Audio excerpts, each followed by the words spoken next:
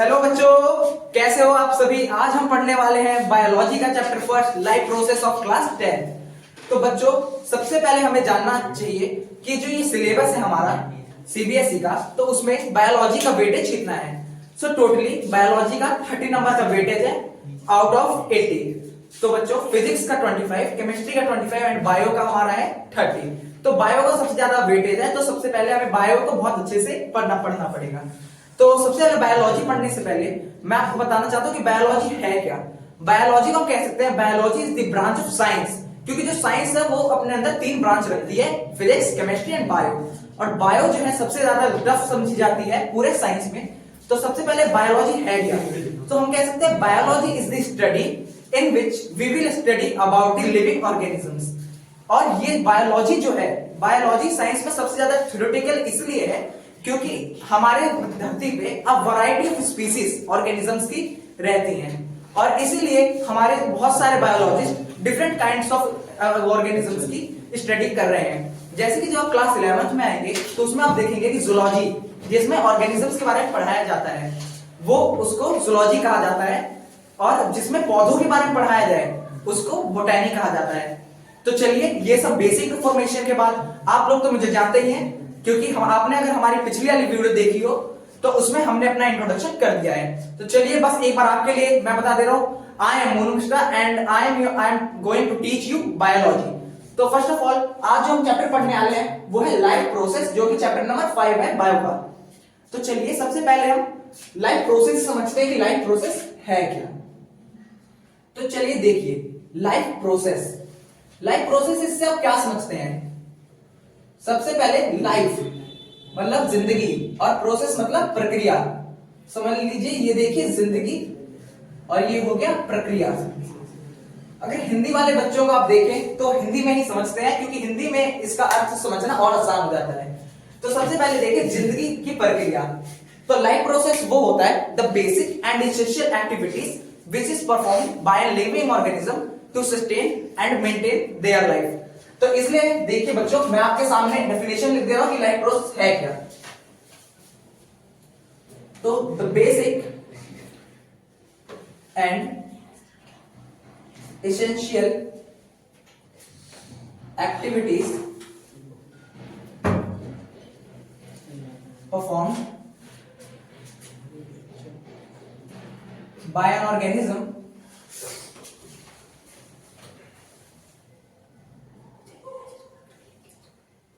to sustain and maintain their life। तो बच्चों, अगर आप चाहें तो मेरे साथ साथ भी नोट्स बना सकते हैं, और आपको जो ये नोट्स की पीडीएफ है वो टेलीग्राम के चैनल पर मिल जाएगी। तो इसलिए बच्चों, हम पहले पढ़ते हैं the basic and essential activities performed by an organism to sustain and maintain their life. तो इसमें जो बेसिक नीड होती है एक ऑर्गेनिज्म की जिंदा रहने के लिए, उसको हम लाइफ प्रोसेस कहते हैं। जैसे कि लाइफ जिंदा रहने के लिए आपको क्या चाहिए, सबसे पहले सांस। अगर आप सांस नहीं लेंगे तो आप ऑन द स्पॉट आपकी डेथ हो जाएगी। तो जीवित रहने के लिए हमें सबसे ज्यादा जरूरी वो है। सेकंड नंबर पे आ गया कि न्यूट्रिशन। अगर आप खाना ही नहीं खाएंगे तो आपको एनर्जी कहां से मिलेगी, तो इसलिए हम एनर्जी के लिए हमें न्यूट्रिशन भी जरूरी है।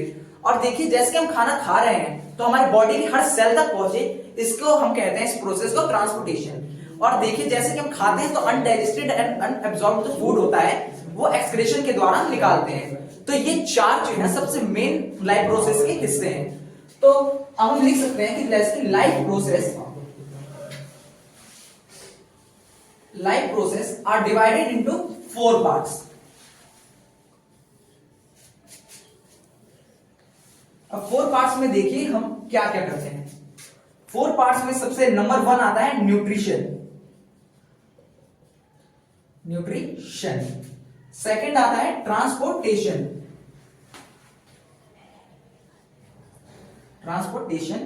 एंड थर्ड नंबर पे आता है रेस्पिरेशन एंड फोर्थ हम लिख सकते हैं एक्सक्रेशन।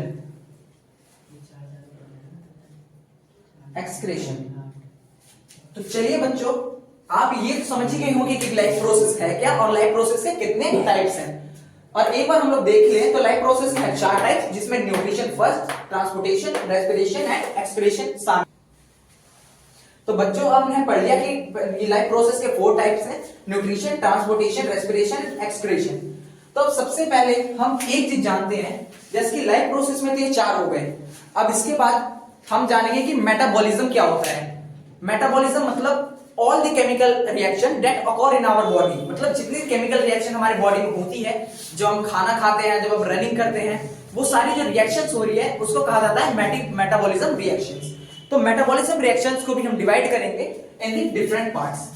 सो मेटाबॉलिज्म, अब मेटाबॉलिज्म को भी हम डिवाइड करेंगे 2 पार्ट्स में। एक हो जाएगा कैटाबॉलिज्म और एक हो जाएगा एनाबॉलिज्म। अब हम इन दोनों में डिफरेंशिएट करें तो कैटाबॉलिज्म और एनाबॉलिज्म में अंतर क्या है। तो कैटाबॉलिज्म नाम से ही आप समझ जाएंगे, कैटाबॉलिज्म का अर्थ ही होता है जैसे किसी चीज को कट करना। जैसे कि हम जो खाना खा रहे हैं वो लार्ज मॉलिक्यूल्स में हम खाते हैं, अब उसको हमारी बॉडी जो है सिंपल मॉलिक्यूल्स में उसको डिवाइड कर देती है। तो हम कह सकते हैं large molecules are converted into smaller molecules, और ये जो प्रोसेस इसमें हमें एनर्जी मिलती है। अगर आप ही सोचिए, अगर हम कोई चीज बनाएंगे और उसको तोड़ेंगे तो हमको एनर्जी मिलती है, लेकिन अगर हम वही चीज अपना काम करें तो उसमें हमको अपनी एनर्जी यूटिलाइज करनी पड़ती है। तो कैटाबॉलिज्म से हम लिख सकते हैं large molecules can be broken down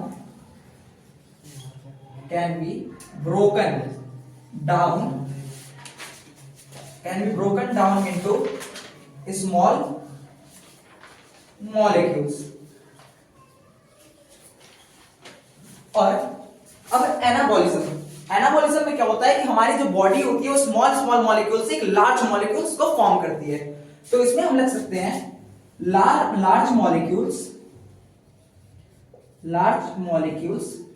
are made by small molecules. अब मैंने जैसे कि आपको बताया, अगर हम किसी काम को करते हैं तो उसमें हमको एनर्जी रिक्वायर्ड होती है, लेकिन अगर हम उस काम को कोई काम बिगाड़ रहा है तो उसके लिए कोई एनर्जी रिक्वायर्ड नहीं, उसको उल्टा मजा आता है, तो वैसे ही इसको एनर्जी मिलेगी। तो कैटाबॉलिज्म में हम कहा जाए तो large molecules can be broken down into small molecules. तो इसमें लार्ज जो मॉलिक्यूल्स है, कॉम्प्लेक्स मॉलिक्यूल्स और सिंपल मॉलिक्यूल्स में डिवाइड हो रहे हैं। तो अब एक बात बताइए, हम काम किसमें कर रहे हैं? काम कर रहे हैं हम इसमें। तो इसमें हमें क्या चाहिए होगी? Required energy.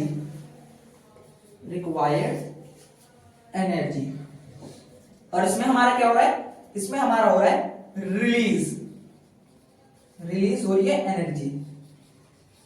अगर बच्चों आपको कोई राइटिंग की प्रॉब्लम हो तो उसके लिए आप घबराइए मत, क्योंकि मेरा जो मतलब ये जो मैं कर रहा हूं वो मैं पीडीएफ फॉर्मेट में आपको टेलीग्राम चैनल पे दे दूंगा, तो इसके लिए आपको डरने की जरूरत नहीं है। या फिर अगर आपको स्क्रीनशॉट लेना हो तो मैं 2 मिनट के लिए यहां से हट जा रहा हूं, आप एक बार स्क्रीनशॉट ले लीजिए और तब फिर हम आगे स्टार्ट करेंगे।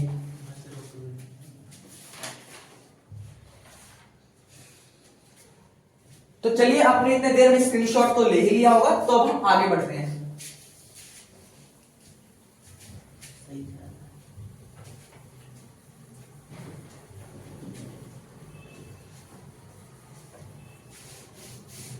अब बच्चों, जैसा कि मैंने आपको बताया था, बायोलॉजी में हम स्टडी करते हैं लिविंग ऑर्गेनिजम्स की।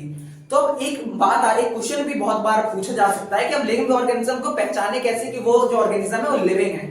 तो इसके लिए हम लिख सकते हैं, जैसे क्वेश्चन आता है characteristics of living organism. Characteristics of living organism. तो अब देखिए, हर चीज को, बायोलॉजी एक थ्योरेटिकल सब्जेक्ट है, तो इसमें हर कॉन्सेप्ट को याद करना तो इतना आसान है नहीं, तो इसके लिए हम कभी कभी छोटे मोटे ट्रिक्स का इस्तेमाल करते हैं। तो इसमें हम इस्तेमाल करेंगे एक छोटे से ट्रिक्स का, जिसका नाम है मिसेस ग्रेन ट्रिक। ट्रिक में क्या है? MRS, मिसेस, और नाम है ग्रेन, मिसेस ग्रेन। तो बच्चों, अब आपको क्या लग रहा है कि M से क्या मतलब होगा मेरा? M से मेरा मतलब है क्या है? मूवमेंट। M जो रिप्रेजेंट कर रहा है वो है मूवमेंट। और R से, जो कि हम नहीं, अगर वो चीज R ले तो हम मर भी सकते हैं, और वो प्रोसेस कहा जाता है रेस्पिरेशन, जिसमें हम एक्सचेंज करते हैं अपने ऑक्सीजन का एंड कार्बन डाइऑक्साइड का। और एस से सेंसिटिविटी, अगर आपको कोई व्यक्ति अगर छुए तो आपको वो चीज महसूस हो जाती है, तो उसी को हम कहते हैं सेंसिटिविटी। अब अगला हम देखें तो अगला है ग्रोथ।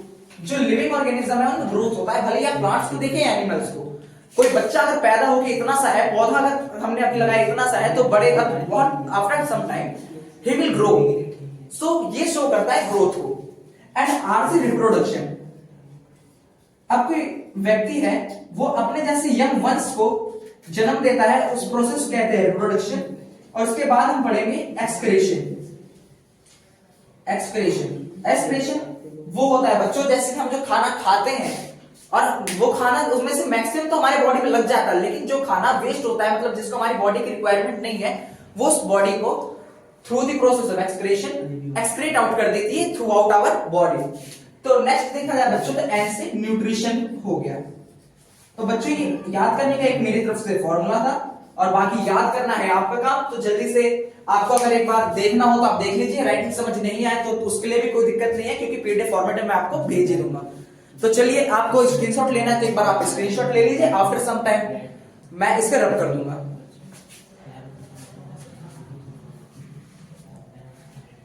तो चलिए बच्चों, इतने देर में आपने स्क्रीनशॉट ले ही लिया होगा, या फिर अगर स्क्रीनशॉट नहीं लिया तो वीडियो को पॉज करके आप इसको आराम से लिख सकते हैं।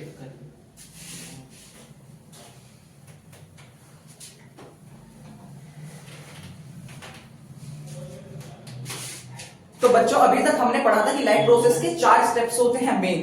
क्या होता है? Nutrition, respiration, transportation and excretion. अब उसमें से ही हम एक को पढ़ेंगे जिसको कहा जाता है न्यूट्रिशन। अब बच्चों, आप एक चीज सोचिए कि आप में से ही बहुत सारे लोग जो होंगे न्यूट्रिशंस और न्यूट्रिएंट्स में कंफ्यूज रहते हैं। क्यों? तो सबसे पहले हम आपका यही डाउट को दूर करेंगे कि न्यूट्रिएंट्स और न्यूट्रिशन में अंतर क्या है। तो बच्चों देखिए, न्यूट्रिएंट्स, सबसे पहले हम बात कर लेते हैं न्यूट्रिएंट्स, और होता है न्यूट्रिशन में क्या अंतर है। ये सिमिलर वर्ड्स है तो बच्चे इसमें बहुत ज्यादा गलती करके आ जाते हैं कभी कभी। अब देखिए, जो न्यूट्रिएंट्स है ये होता है कंपोनेंट्स ऑफ फूड में जो हमें मिलता है। देखिए, कंपोनेंट्स ऑफ फूड। अब आप कोई खाना खाते हैं तो खाने में आपको मैक्सिमम क्या मिलेगा? कार्बोहाइड्रेट, फैट्स, प्रोटीन्स और मिनरल्स, यही सब आपको हमें खाने में मिलता है। उसी को हम न्यूट्रिएंट्स कहते हैं, जो कि हमें मिलता है फूड में। तो चलिए, आपके लिए हम एक बार उसे लिख लेते हैं। तो देखिए, ये हो गया carbohydrate, protein, fats, vitamins and minerals also, या फिर हम एटसेट्रा लिख देते हैं। अब नेक्स्ट की न्यूट्रिशन क्या है? अब देखिए, अगर इंग्लिश में हम डेफिनेशन की बात करें, the food derived and utilized by our body is called nutrition. अब न्यूट्रिशन का क्या मतलब हुआ? जो खाना हमने खाया वो हमारी बॉडी द्वारा हमारे शरीर को लग गया खाना। जैसे कि आपने बहुत सुना होगा कि कुछ बच्चे खाना खाते हैं उनके शरीर में लगता नहीं है, या किसी के शरीर में लग जाता है। तो जिसके शरीर में लग जाता है उसका क्या मतलब है कि जो हमारी बॉडी है उस खाने का मैक्सिमम जो उसमें न्यूट्रिएंट्स है उसको बॉडी में एब्सॉर्ब कर लेती है। तो उसी को अगर हम लिख लें न्यूट्रिशन में, तो the food utilized and derived by our body is known as nutrition। तो बच्चों, अब आपको न्यूट्रिशन एंड न्यूट्रिएंट्स में अंतर तो समझ आ ही गया होगा कि देखिए, जो न्यूट्रिशन है कंपोनेंट्स ऑफ फूड होता है, जिसमें carbohydrate, protein, fat, vitamin, mineral etcetera शामिल होते हैं। और न्यूट्रिशन क्या है? यही सब जो हमने भोजन के रूप में खाया वो हमारी बॉडी को लग गया, उसको हम न्यूट्रिशन कहते हैं। प्रोसेस को कि हमारी बॉडी ने फूड में से ये सब चीजें निचोड़ ली और हमारी बॉडी को दे दिया। तो the food utilized and derived by our body is known as nutrition. तो चलिए, अगर आपको इसको स्क्रीनशॉट या देखना है तो आप 1 मिनट के लिए देख सकते हैं, फिर मैं भी इसको 2 मिनट में रब कर दूंगा।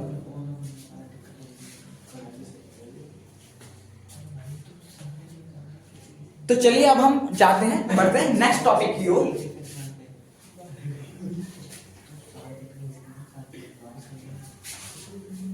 देखिए बच्चों, हमें अभी जो हम पढ़ रहे हैं उसमें हमको पढ़ना है बिल्कुल शॉर्ट नोट्स बना के, क्योंकि बायो जो है एक थ्योरेटिकल सब्जेक्ट है, तो इसमें मैक्सिमम चीजें हमें कंसेप्ट बेसिस पे याद करनी पड़ेगी, फिर उसको हम बना के लिख सकते हैं। इसलिए सबसे पहले अभी हमने पढ़ा न्यूट्रिशन, तो अब न्यूट्रिशन में हम पढ़ेंगे उसके भी टाइप्स। तो न्यूट्रिशन के आपको क्या लगता है कितने टाइप्स होंगे? अब न्यूट्रिशन के होते हैं दो टाइप्स, एक होता है ऑटोट्रॉफिक न्यूट्रिशन और एक होता है हेटरोट्रॉफिक न्यूट्रिशन। अब ऑटोट्रॉफिक न्यूट्रिशन और हेटरोट्रॉफिक न्यूट्रिशन समझने से पहले एक बार हम उसको नोट डाउन कर लेते हैं ऑन द बोर्ड।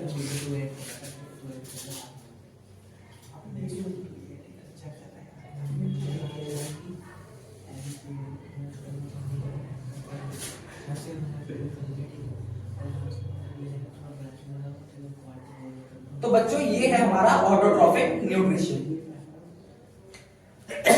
और नेक्स्ट है हमारा हेटरोट्रॉफिक न्यूट्रिशन।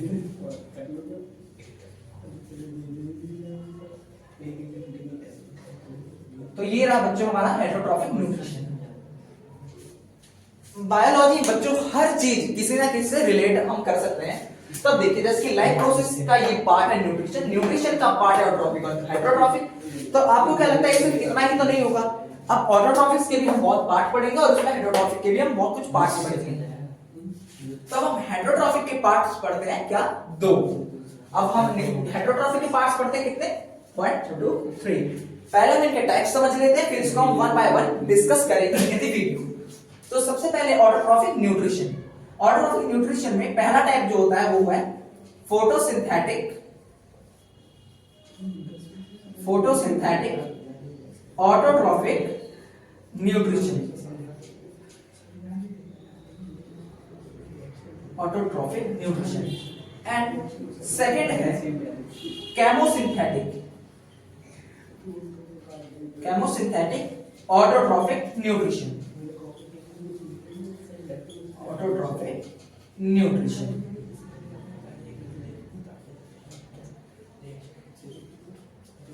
अब देखिए हेटरोट्रॉफिक न्यूट्रिशन के भी कुछ पार्ट होंगे। हेटरोट्रॉफिक न्यूट्रिशन के पार्ट है होलोजोइक, हेटेरोट्रॉफिक न्यूट्रिशन। अब नेक्स्ट है हमारा सैप्रोट्रॉफिक न्यूट्रिशन, हेटेरोट्रॉफिक न्यूट्रिशन। अगर हम अगला देखें तो अब इसमें अगला आता है पैरासाइटिक हेटेरोट्रॉफिक न्यूट्रिशन।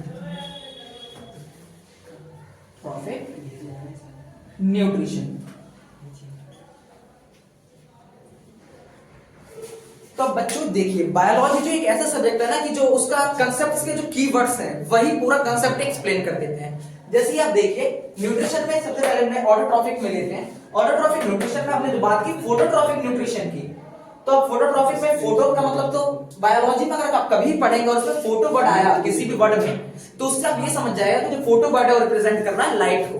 ओके, और केमोसिंथेटिक में केमो अगर वर्ड आ गया बायोलॉजी में तो इसका मतलब है केमिकल से रिलेटेड कोई वर्ड।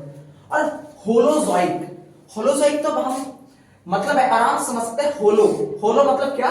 होल मतलब क्या होता है? पूरा जैसे कि हम ले सकते हैं कि कोई भी चीज पूर्ण। अब इसमें होलो का मतलब होल से मतलब मैं इसलिए रिलेट करता हूं क्योंकि इसमें हम होल फूड अंदर इंजेस्ट करते हैं एक ही बार में। तो ठीक है, ये कंसेप्ट हम बाद में पढ़ेंगे। और सैप्रोट्रॉफिक इसमें और पैरासाइटिक, ये तो वर्ड है आपको अभी इन क्लासेस में इतने अच्छे से नहीं पढ़ना, अभी इसको हम आगे अभी एक्सप्लेन करेंगे। तब तक आपको अगर स्क्रीनशॉट लेना है या फिर वीडियो को पॉज करके आप इसे आराम से देख के नोट भी कर सकते हैं by making for short notes. तो चलिए अब हम नेक्स्ट टॉपिक की ओर बढ़ते हैं। तो न्यूट्रिशन में आपने इतना लिख लिया।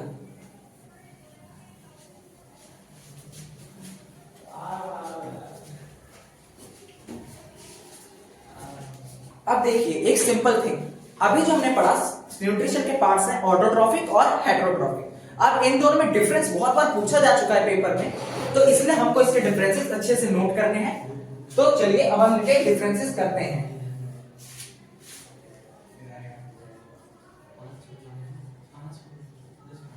ऑटोट्रॉफिक न्यूट्रिशन और नेक्स्ट है हेटेरोट्रॉफिक न्यूट्रिशन।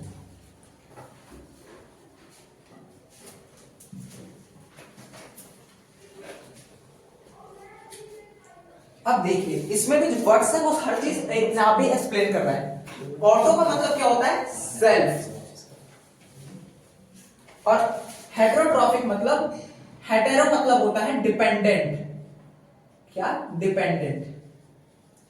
अब देखिए इसमें वर्ड्स ही हैं जो सब कुछ एक्सप्लेन कर दे रहे हैं। ऑटोट्रॉफिक न्यूट्रिशन में अब हम पढ़ेंगे। देखिए ऑटोट्रॉफिक न्यूट्रिशन में अब हम लिखते हैं इन ऑटोट्रॉफिक न्यूट्रिशन।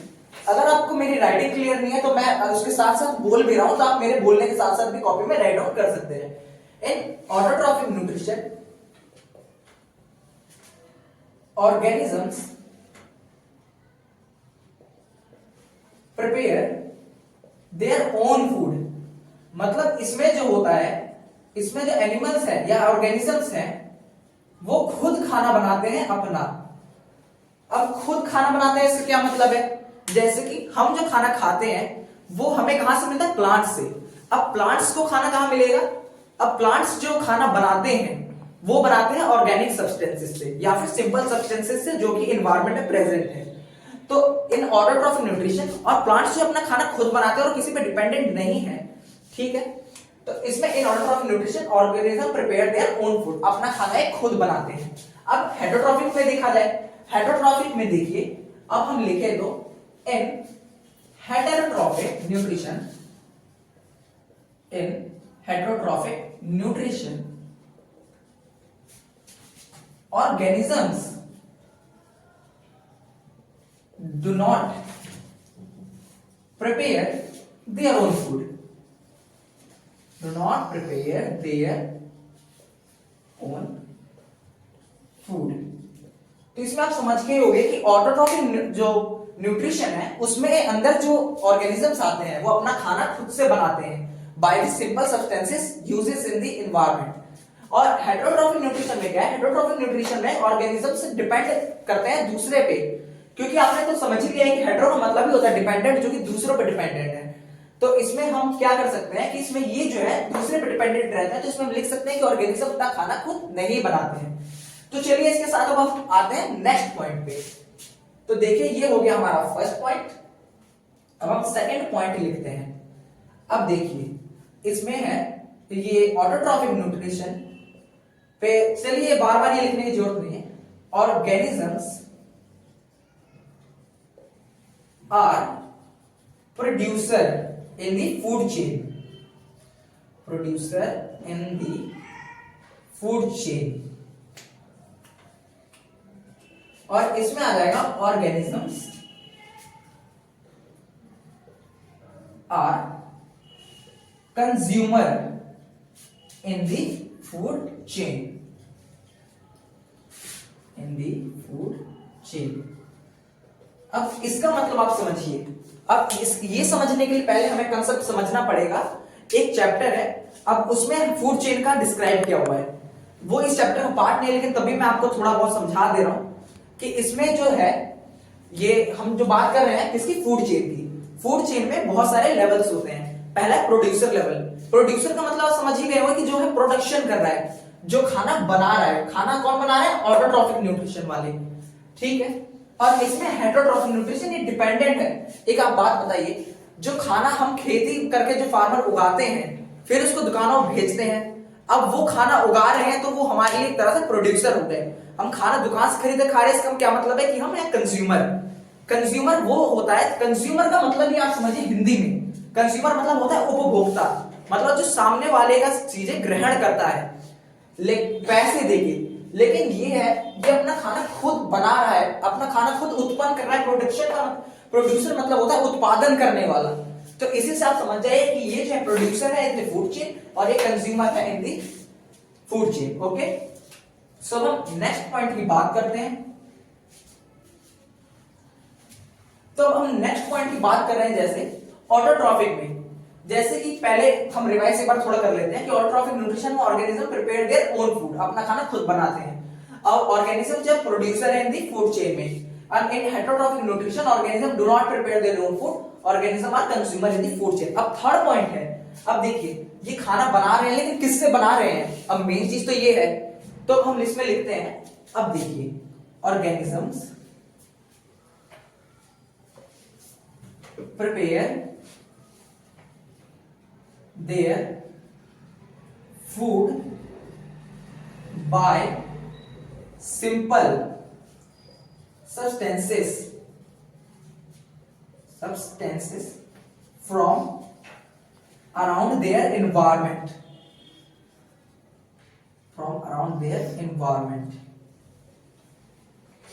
और अब चलिए हम इसका भी लिख ही लेते हैं। इसमें जो है ऑर्गेनिजम्स जो हैं, organisms takes organic compound as a food.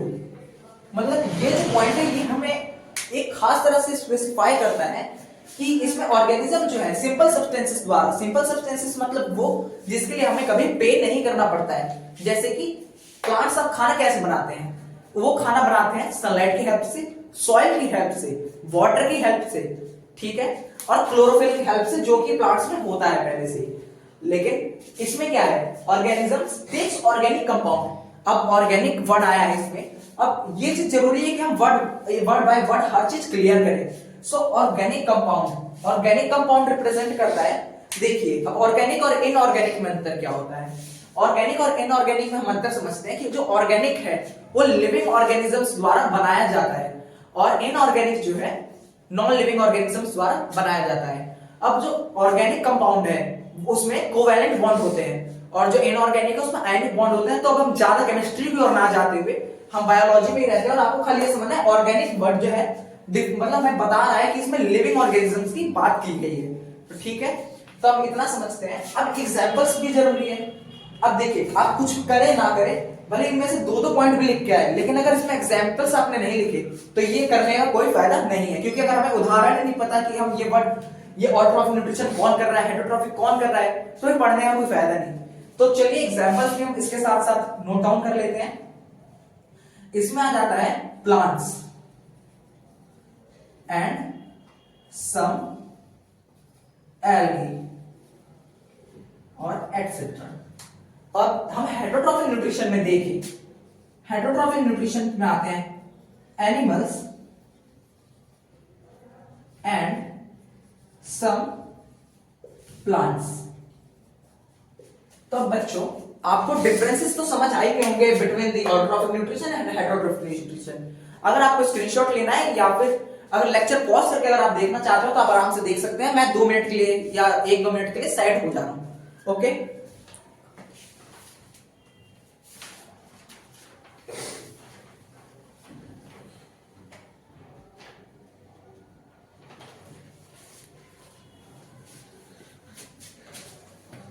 तो चलिए अब हम इसको रब करते हैं और अपने आगे के सेशन में बढ़ते हैं।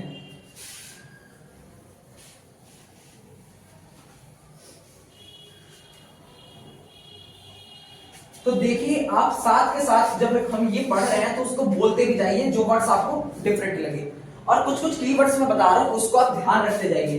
जैसे ऑटो मतलब होता है जो कि अपना काम खुद करते हैं, सेल्फ। हेट्रो मतलब होता है जो कि दूसरे पे डिपेंडेंट है। ऐसे ही वर्ड्स आप अपने याद करते जाइए। जैसे कि फोटो वर्ड जो है रिप्रेजेंट करता है लाइट को, और कैमो वर्ड जो रिप्रेजेंट किसको करता है, केमिकल्स को। तो ये छोटे मोटे वर्ड्स होते हैं, इसको अगर आगे फर्दर क्लासेस में पढ़ेंगे तो छोटे मोटे वर्ड बहुत इंपैक्ट डालते हैं फॉर मेकिंग द कंसेप्ट्स। तो अब देखिए ऑटोट्रॉफिक न्यूट्रिशन में हम पढ़ते हैं उसके टाइप्स। ऑटोट्रॉफिक न्यूट्रिशन, अब देखिए ऑटोट्रॉफिक न्यूट्रिशन में अब हम बात करते हैं 2 टाइप्स ऑफ न्यूट्रिशन।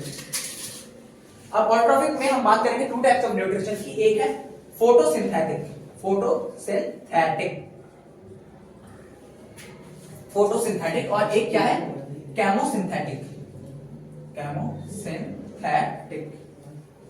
अब देखिए इन दोनों में अंतर क्या है, मैंने पहले ही आपको बताया था, जो फोटो वर्ड है वो रिप्रेजेंट करता है लाइट को, केमो वर्ड जो रिप्रेजेंट करता है किसको, केमिकल्स को। तो अब सबसे पहले तो हम इसमें देखते हैं organisms use light energy, organisms use light energy for making their food। और अब हम केमोसिंथेटिक में अगर लिखना चाहें तो इसमें हम लिखेंगे organisms uses light energy for food, sorry light energy नहीं, chemical energy, organisms use chemical energy for making their food, chemical energy for making their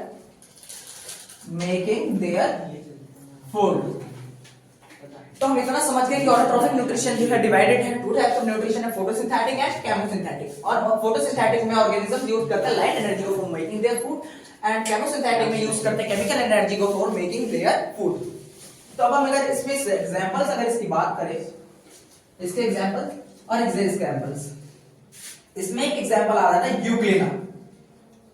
Euglena. अभी हम इसको इतना डिटेल में नहीं पढ़ेंगे, अभी आपको सिर्फ नाम याद ही करने पड़ेंगे, क्योंकि इनका डिटेल जो है फर्दर क्लासेस में, जैसे कि आप क्लास 11 में अगर बायोलॉजी लेंगे तो उसमें आपको ये सब पता लगेगा कि यूग्लिना क्या है और ये कौन से टाइप्स में आता है। अब हम बात करें यूग्लिना और एक है साइनोबैक्टीरिया। ये एग्जांपल्स बहुत इंपॉर्टेंट है, तो आपको राइट डाउन करना चाहिए साइनोबैक्टीरिया। और साइनोबैक्टीरिया का दूसरा नाम होता है, साइनोबैक्टीरिया को हम कहते हैं क्या, blue green algae. Okay, blue green algae, और इसमें ग्रीन प्लांट्स भी इंक्लूडेड हैं, ग्रीन प्लांट्स। अब देखा जाए हम बात करें केमोसिंथेटिक की, तो इसमें भी हम डिवाइडेड, इसमें हम एग्जांपल्स अगर लिखें तो इसमें एग्जांपल्स में आता है purple sulphur bacteria, purple sulphur bacteria.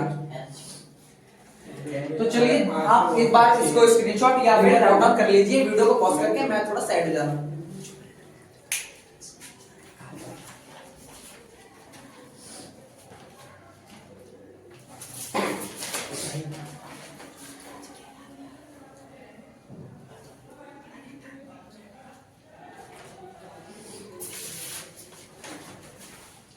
चलिए अभी तक आपने राइट डाउन कर लिया होगा या फिर स्क्रीनशॉट ले चुके होंगे, तो हम इसको रब करते हैं।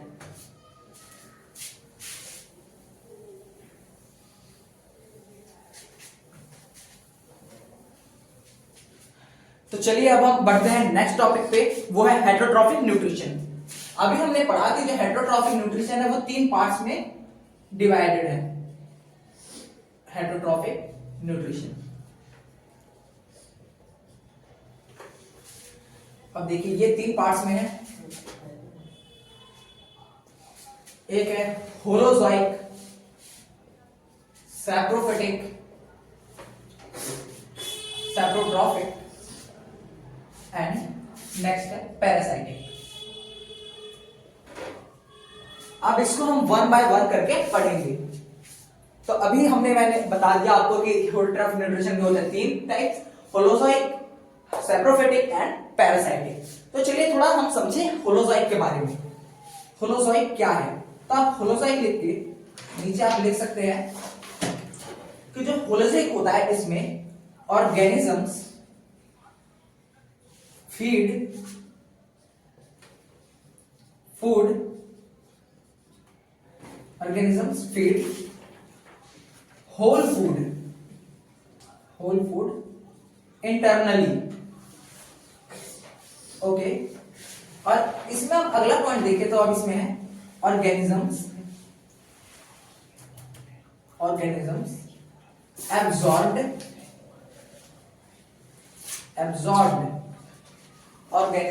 absorbed and digested food inside the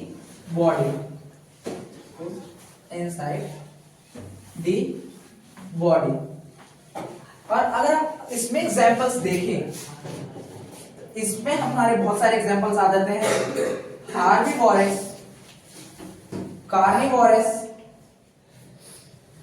and omnivorous. Omnivorous. अब इसमें हम देखें तो यूनिसेलुलर ऑर्गेनिजम्स भी आते हैं, इन यूनिसेलुलर ऑर्गेनिजम्स, क्योंकि इसमें भी ये जो होते हैं होल फूड एक बार में इंटरनली ले लेते हैं और उसको अंदर ही अंदर डाइजेस्ट और एब्सॉर्ब कर लेते हैं through the body. In unicellular organisms में अगर हम देखें तो इसमें हमारा आ जाएगा algae and paramecium, algae and paramecium.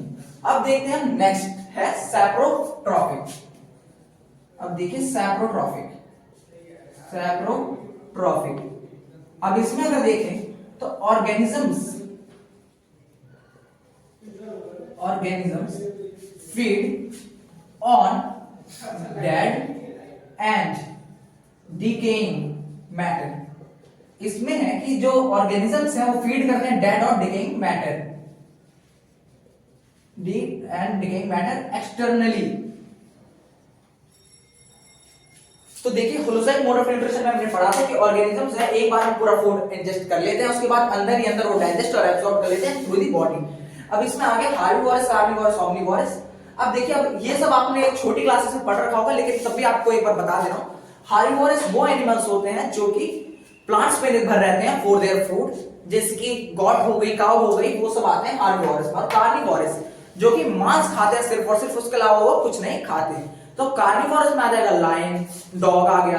अब देखिए अगर ओमनिवोरस में देखा जाए, ओमनिवोरस में वो एनिमल्स आते हैं जो एक तरफ हार्बीवोरस भी है और एक तरफ से कार्निवोरस भी है, मतलब दोनों के लिए एक तरह से मिक्स है, क्योंकि ये हार्मोन की प्लांट्स पे भी निर्भर रहते हैं और ये मीट्स पे भी निर्भर रहते हैं। तो इसमें आ गया भालू, जैसे कि आप देख सकते हैं। और यूनिसेलुलर ऑर्गेनिजम्स में एल्गी और पैरामीशियम का एग्जांपल्स हैं। और यूनिसेलुलर का मतलब है ये सिंगल सेल से बने होते हैं, जैसे कि ह्यूमन बॉडी का मल्टीसेलुलर है, लेकिन जो इनकी बॉडी होती है ये है यूनिसेलुलर, मतलब सिंगल सेल से फॉर्म है। अब सैप्रोट्रॉफिक में देखें, सैप्रोट्रॉफिक में आपने बहुत बार सुना होगा कि जो खाना हम ऐसे छोड़ देते हैं उस पे बहुत सारे फंगस लग जाते हैं, और क्योंकि जो हमारा खाना खराब होता है उस पे डेड और डिकेइंग मैटर पे आपने जिस जैसे कि अभी मैं इसको आपको एग्जांपल से बताता हूं और अच्छे से।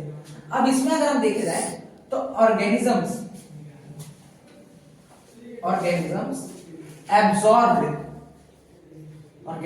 Absorb and digest food externally. जो ये ऑर्गेनिजम्स होते हैं ये फूड को बाहर ही उसके ऊपर लग जाते हैं और उसको खा के एक्सटर्नली एब्सॉर्ब और डाइजेस्ट कर लेते हैं। अब इसके अगर एग्जांपल्स की बात की जाए तो आपको क्या लगता है कि आपने कभी अपने रियल लाइफ में कोई एग्जांपल देखा है जिसमें सैप्रोफिटिक के? आपको अगर कुछ एग्जांपल्स पता हो तो आप कमेंट सेक्शन में लिख सकते हैं। लेकिन चलिए अब आपको लिखने के लिए अभी मैं थोड़ा टाइम दे रहा हूं, तब तक आप लिख लीजिए कमेंट सेक्शन में अगर आपको कुछ सैप्रोट्रॉफिक पता है।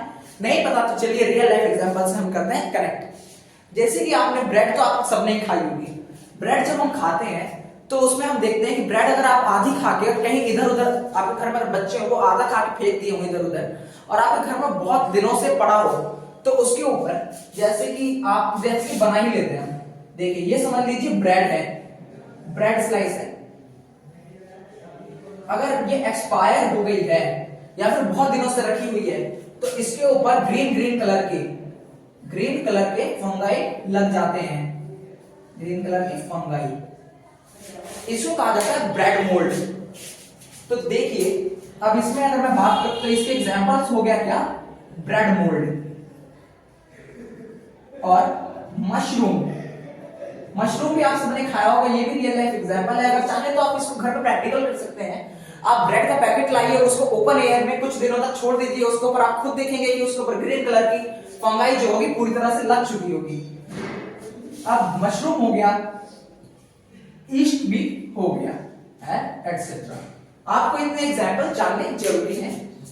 तो चलिए एक बार मैं अननेसेसरी चीजों को मिटा देता हूं और आप चाहें तो इसका स्क्रीनशॉट ले सकते हैं।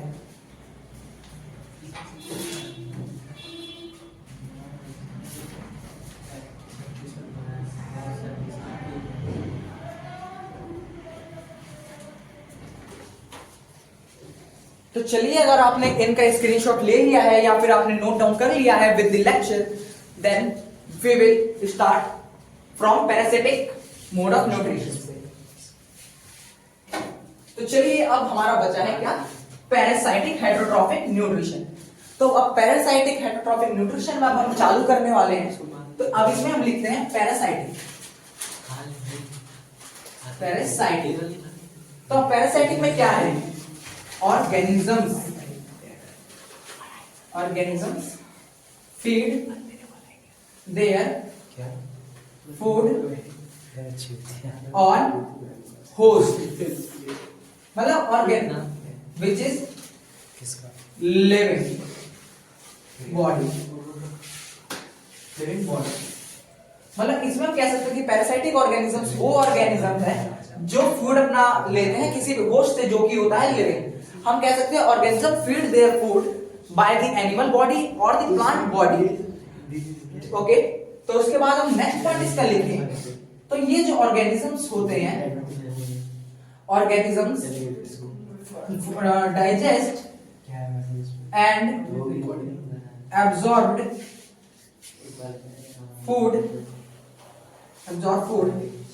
by the host body without killing them। अब एक बात आप सोच रहे होंगे कि इसमें होस्ट का मतलब क्या है। होस्ट कोई भी मतलब ऐसी बॉडी जो कि पैरासाइटिक हेटरोट्रॉफिक न्यूट्रिशन वाले एनिमल्स को मिल जाए जिससे वो न्यूट्रिशन ले सके। तो आपके हिसाब से ऐसे कौन से मतलब ऑर्गेनिजम्स हैं जो लिविंग ऑर्गेनिज्म को बिना मारे अपना न्यूट्रिशन उनसे लेते हैं। तो एक कॉमन एग्जांपल्स जो आपने बहुत देखा हो, जो कि लड़के और लड़कियों को डिफरेंशिएट करता है एक दूसरे से, जैसे कि लड़कों को अगर चिढ़ाना हो लड़कियों को तो वो कहते हैं कि उनके बालों में जुए पड़ जाते हैं ज्यादा, यानी लड़कियों से वो थोड़ा गैप बनाते हैं। तो इसीलिए अगर हम लिखें तो इसमें पहले एग्जाम्पल तो चलिए हम लिखते हैं जू, जिसको इंग्लिश में हम कहते हैं लाइस।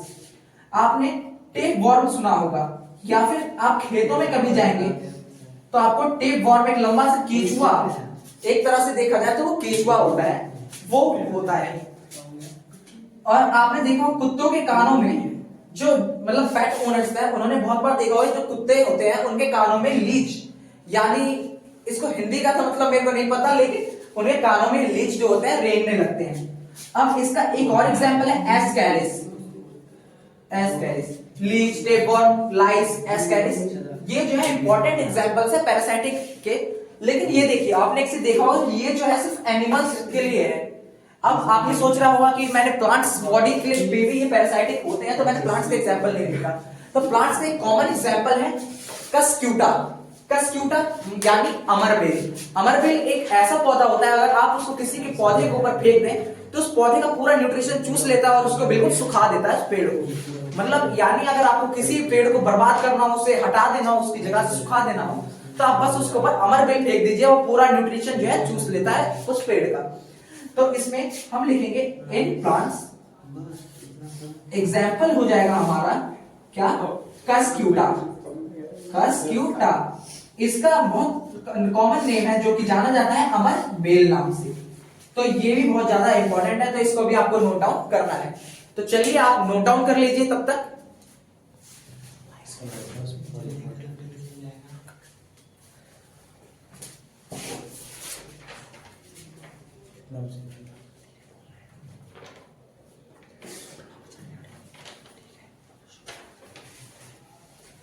तो चलिए अब हम बढ़ते हैं आगे।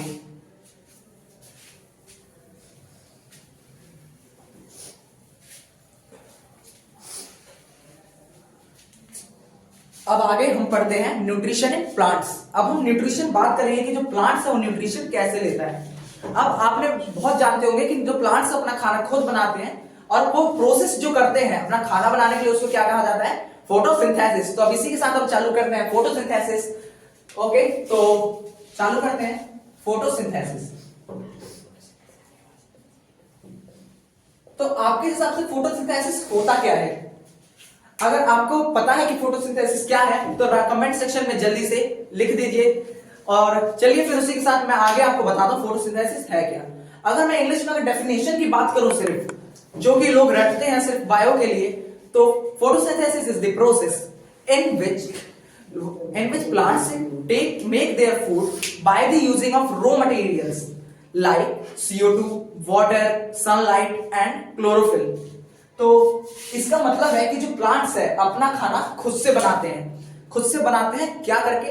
वो रॉ मटेरियल्स का इस्तेमाल करते हैं। रॉ मतलब होता है कच्चा। कच्चा रॉ मटेरियल्स मतलब हो गया जैसे कि मिट्टी से वो अपना खाना बना रहे हैं, वाटर से बना रहे हैं, सनलाइट से, क्लोरोफिल से, तो उसी को हम रॉ मटेरियल्स कहते हैं। और ये प्रोसेस है, और उस प्रोसेस का पूरा नाम ही है फोटोसिंथेसिस। अब एक बात बताइए, मैंने आपको बोला था कुछ कीवर्ड्स बताया कि मैंने फोटो जो होता है यूज होता है लाइट के लिए। तो अब देखिए ये जो आपने सुना, तो अब इसमें आया है फोटो वर्ड। तो फोटो रिप्रेजेंट क्या करता है? लाइट। तो अब लाइट से आप क्या समझिए कि ये जो है इसमें लाइट एनर्जी का इस्तेमाल हो रहा है।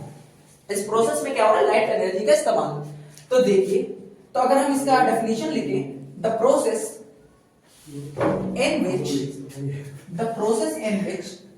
plants make their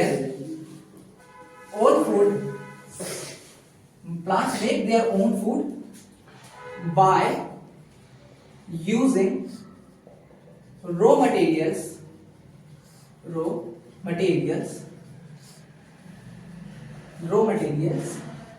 like soil, CO2, water. अब देखिए, अगर वाटर का अगर आपने अच्छे से थोड़ी केमिस्ट्री पढ़ी होगी तो आपको पता होगा कि वाटर का फॉर्मूला H2O भी होता है। तो अगर आप H2O ऐसे अगर समझ गए तो ठीक है, वरना मैं यहाँ पे एक बार लिख भी दे रहा हूँ कि इसको वाटर कहते हैं, और ये जो है इसको कार्बन डाइऑक्साइड कहते हैं, कार्बन डाइऑक्साइड। तो और सनलाइट एंड क्लोरोफिल। तो आप खुद पढ़ सकते हैं कि फोटोसिंथेसिस क्या है। The process in which plants make their own food by using raw materials like soil, carbon dioxide, water, sunlight and chlorophyll. तो फोटोसिंथेसिस इसी के साथ आपका खत्म हुआ। आप पहचान गए कि फोटोसिंथेसिस का जो प्रोसेस है वो कैसे होता है। अब देखिए, फोटोसिंथेसिस का प्रोसेस होता है, अगर आप अब वो केमिस्ट्री पढ़ेंगे तो उसमें आपने अगर थोड़ा केमिकल रिएक्शन बनाना सीखा होगा तो आपको पता होगा कि हर चीज एक केमिकल रिएक्शन होता है, और जो ये प्रोसेस होता है इसका एक केमिकल रिएक्शन हम आगे देखते हैं। अब इसमें एक केमिकल रिएक्शन है इसका 6CO2 plus 12H2O equal to 6H12O6 plus O2 plus H2O plus H2O। तो ये देखिए, अब आप सोच रहे हो कि मैंने इसके आगे नंबर लिखा है, तो अगर आप केमिकल रिएक्शन वाला चैप्टर पढ़ेंगे तो उसमें आप बैलेंसिंग के बारे में भी सीखेंगे। तो इसमें ये हमने एक बैलेंस केमिकल इक्वेशन लिखी हुई है, और ये जो है बहुत ज्यादा पूछने वाला कॉमन क्वेश्चन है in the exams. So you will prepare this question by the repeating this question. So I will star mark on this question, so you will be learn exactly as the same way. अब इसमें आप लिख सकते हैं इसको reaction for photosynthesis, reaction for photosynthesis. तो चलिए, सबसे पहले आप ये लिख लीजिए और फिर हम इसके बाद अगला टॉपिक शुरू करते हैं।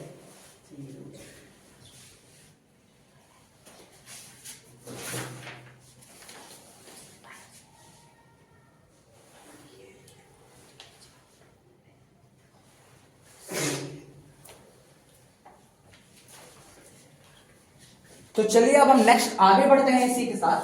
तो आपने एक गलती इसमें एक फाइंड आउट की होगी, जो कि मैंने सोचा था कि अगर आप ये खुद से लिखें कॉपी में तो ज्यादा सही है। तो लेकिन अब आपने देखा होगा कि इस जो केमिकल, इसका पूरे का नाम ही प्रोसेस क्या है? फोटोसिंथेसिस। फोटोसिंथेसिस मैंने बात की लाइट की, तो पौधे को अगर लाइट ही नहीं, जब प्रोसेस के नाम में ही लाइट है और मैंने इस केमिकल रिएक्शन लाइट का जिक्र ही नहीं किया, तो ये केमिकल रिएक्शन सही नहीं होगी। तो इसके लिए हमें चाहिए होगा एक सनलाइट। और मैंने पहले ही आपको एक बार बताया था कि पौधे, जो हमने ये लिखा है इसी में आप समझ गए होंगे कि इस प्रोसेस में किस चीज का इस्तेमाल होता है। Soil, CO2, H2O and sunlight and chlorophyll. Sunlight और chlorophyll is the necessary components of this reactions. और आपको मैं दो इंपॉर्टेंट एक नोट्स लिखवाना चाहता हूं जो कि सबसे ज्यादा पाया जाता है एग्जाम्स में। तो एक नोट्स जो है आप लिख लीजिए, एक नोट है, any type of fungus cannot do photosynthetic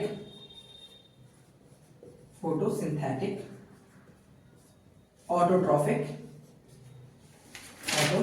nutrition.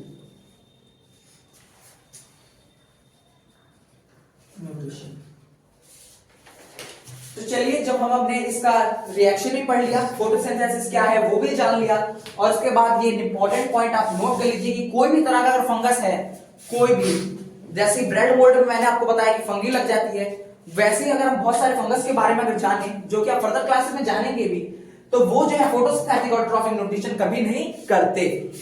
तो ये बात आपको बहुत ज्यादा जरूरी है जाननी। तो एक बार आप इसे देख लीजिए और लिख लीजिए। अब हम आगे पढ़ते हैं प्रोसेस ऑफ फोटोसिंथेसिस। फोटोसिंथेसिस जो है उसकी प्रोसेस क्या है, प्रक्रिया वो चलती कैसे है।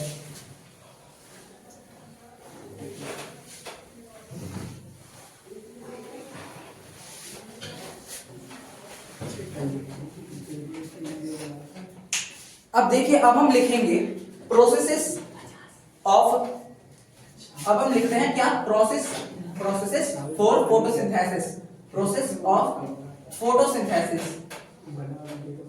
अगर प्रोसेस ऑफ फोटोसिंथेसिस में अगर हम देखें, अब आगे प्रोसेस ऑफ फोटोसिंथेसिस कैसे होता है, तो सबसे पहले हम इसमें क्या करेंगे, एब्जॉर्बेशन, मतलब एब्जॉर्ब करेंगे लाइट एनर्जी को थ्रू दी सन। ओके, तो अब हम इस पॉइंट में लिखते हैं क्या, सबसे पहले हम क्या करेंगे, एब्जॉर्प्शन ऑफ सनलाइट, हम सनलाइट या लाइट एनर्जी कुछ भी लिख सकते हैं, absorption of sunlight from environment. अगर हम इसको नेक्स्ट में लिखें, अब इसके बाद नेक्स्ट होता क्या है, अब इसके बाद देखिए जो पौधा है उसने सन से लाइट एनर्जी ले ली, उसके बाद अब वो क्या करेगा, अब वो जो पौधा है, अब इसके बाद नेक्स्ट स्टेप है, पौधा जो है कन्वर्जन करेगा, क्या करेगा, कन्वर्जन करेगा, conversion of light energy, conversion of light energy to chemical energy, chemical energy and form ATP. अब एटीपी आप सब सोच रहे होंगे क्या होता है, एटीपी होता है एनर्जी करेंसी, मतलब हमारे बॉडी में जो हमको एनर्जी मिलती है वो कौन सी फॉर्म में होती है, in the form of ATP. ATP का फुल फॉर्म होता है एंडोसाइन ट्राइफॉस्फेट। तो ये अभी आपको इस चैप्टर से अभी आपको उतना नहीं जानना है, आपको खाली ये जानना है कि जो हमारी बॉडी है, मतलब या फिर प्लांट बॉडी है, वो खाली सनलाइट लेती है और उसको कन्वर्ट करती है केमिकल एनर्जी में, और जो केमिकल एनर्जी होती है किस फॉर्म में होती है, in the form of ATP. तो हम पढ़ते हैं conversion of light energy to chemical energy to form ATP and splitting. अब हम पढ़ते हैं स्प्लिटिंग ऑफ वाटर मॉलिक्यूल्स। इसमें जो हमारे वाटर के मॉलिक्यूल्स होते हैं, इसमें हमारे जो वाटर के मॉलिक्यूल्स है उसमें उसका स्प्लिटिंग होता है इनटू हाइड्रोजन, एंड अब आप सोचिए कि अगला क्या होता होगा।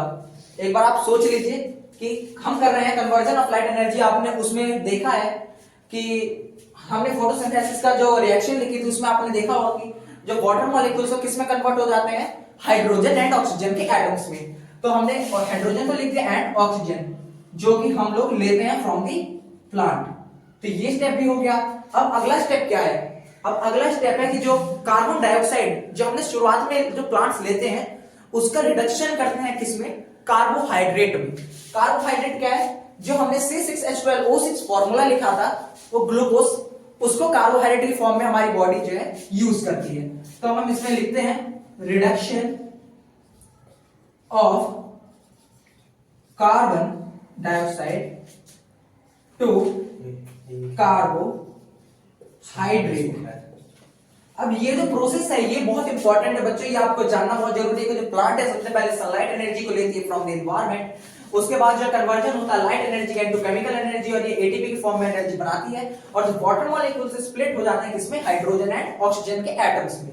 ओके, और उसके बाद जो कार्बन डाइऑक्साइड होता है उसका रिडक्शन हो जाता है किसमें, कार्बोहाइड्रेट में। अब देखिए ये देखिए ये जो प्रोसेस है, ये जो प्रोसेस है ये किसमें हो रहा है, ये फर्स्ट एंड सेकेंड और ये थर्ड। जो फर्स्ट एंड सेकंड जो ये प्रोसेस के स्टेप्स हैं, इसको हम कहते हैं लाइट फेज। लाइट फेज, इसको हम लिखते हैं क्या, लाइट फेज। और इसको हम जो है लिखते हैं क्या, डार्क फेज। क्यों? क्योंकि जो ये ऊपर वाले दो स्टेप्स हैं इसके लिए लाइट ज्यादा जरूरी है, तो इस स्टेप्स को, इन दोनों स्टेप्स को हम कहते हैं light phase, which is necessary to maintain their steps. Okay, तो इसमें लाइट फेज सबसे ज्यादा जरूरी है क्योंकि इसमें लाइट एनर्जी का यूज होता है। और ये जो है कार्बन डाइऑक्साइड, जो कार्बोहाइड्रेट का रिडक्शन होता है, ये डार्क फेज इसलिए कहते हैं क्योंकि ये जो काम है ये होता है कब, नाइट में। तो आप जल्दी से इसको नोट कर लीजिए, तब तक फिर हम बढ़ेंगे आगे नेक्स्ट टॉपिक पे।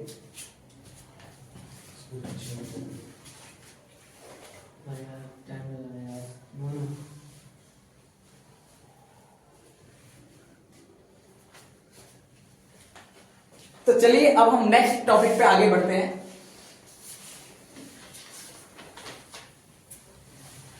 तो अब हमने प्रोसेस पढ़ लिया, अब नेक्स्ट हमारी एक चीज बाकी रहेगी कि अब हम पढ़ते हैं क्या, स्टोमेटा। स्टोमेटा क्या होता है? स्टोमेटा जो है एक बहुत एसेंशियल कंपोनेंट है किसका, प्लांट्स का। अब प्लांट्स का एक इंपॉर्टेंट कंपोनेंट है, मतलब कंपोनेंट है जो स्टोमेटा। तो जैसे कि हमने लिखा स्टोमेटा, स्टोमेटा क्या है? अब एक बात बताइए, आपके ख्याल से स्टोमेटा क्या होगा? आपने बेसिक क्लासेस में पढ़ा होगा, छठी सातवीं आठवीं में, कि स्टोमेटा क्या होता है। Stomata are the tiny pores on the structure, tiny pores structure on the surface of the plant. तो चलिए इसको एक बार लिख लेते हैं। Stomata the tiny pores present on the surface of plant. मतलब ये एक बहुत टाइनी पोर्स होते हैं जो कि प्लांट के सरफेस पे होते हैं, स्टोमेटा। अब हम देखें इसके आगे कि अब फंक्शंस ऑफ स्टोमेटा क्या है। फंक्शन ऑफ स्टोमेटा दो होते हैं, एक होता है ट्रांसपिरेशन और एक है एक्सचेंज ऑफ गैसेस। ओके, क्योंकि जो प्लांट के लिए स्टोमेटा है वो बहुत ज्यादा इंपॉर्टेंट है। अब जैसे कि हमने क्या पढ़ा था, tiny pores present on the surface of the plant, ठीक है। तो अब देखिए, समझ लीजिए मैंने ये बना दिया क्या, लीफ मैंने बनाई, इसमें टाइनी पोर्स प्रेजेंट है। अब ये टाइनी पोर्स क्या है, वो है स्टोमेटा। अगर अब स्टोमेटा का हम एक मतलब माइक्रोस्कोपिक व्यू देखें तो उसका माइक्रोस्कोपिक व्यू कुछ ऐसा होता है, ठीक है। तो चलिए माइक्रोस्कोपिक व्यू तो हम अभी आगे डिस्कस करने वाले हैं। तो स्टोमेटा का जो फंक्शन, मेन दो फंक्शंस हैं, तो उसको हम राइट डाउन करें जल्दी से। तो चलिए, ये तो आप समझ ही गए होंगे। अब हम नेक्स्ट बढ़ते हैं इसकी प्रोसेस, इसके फंक्शंस पे। Functions of stomata, functions of stomata. अब फंक्शन ऑफ स्टोमेटा में आप क्या समझते हैं? फंक्शन ऑफ स्टोमेटा में हम जो चीज करते हैं क्या, ट्रांसपिरेशन, क्या करते हैं, ट्रांसपिरेशन। एंड सेकंड है एक्सचेंज ऑफ गैसेस। तो अब देखिए, ये जो प्रोसेस है, ट्रांसपिरेशन का मतलब होता है लॉस ऑफ वाटर भी होता है। जैसे कि आपने एक प्रोसेस पढ़ा होगा क्या, इवापोरेशन। आप कपड़े धूप में डालते हैं, वो गीला रहता है, तो क्या जो पानी जो है वो सूख के कहां चला जाता है, वेपर फॉर्म में कन्वर्ट होकर उड़ जाता है। तो वैसे ही ट्रांसपिरेशन में जो पौधे को हम पानी डालते हैं और वो प्लांट पानी एब्जॉर्ब कर लेता है, जब उसके स्टोमेटा के ये खुला रहता है तो यहां से धूप जब इसके अंदर एंटर करती है तो पानी को सुखा के इवापोरेट कर देती है in the form of water vapour in the sky. तो ट्रांसपिरेशन को हम लिखिए, ट्रांसपिरेशन को चलिए हम लिखते हैं ट्रांसपिरेशन। अब transpiration is the process, transpiration is the process in which loss of water occurs in by the process of evaporation,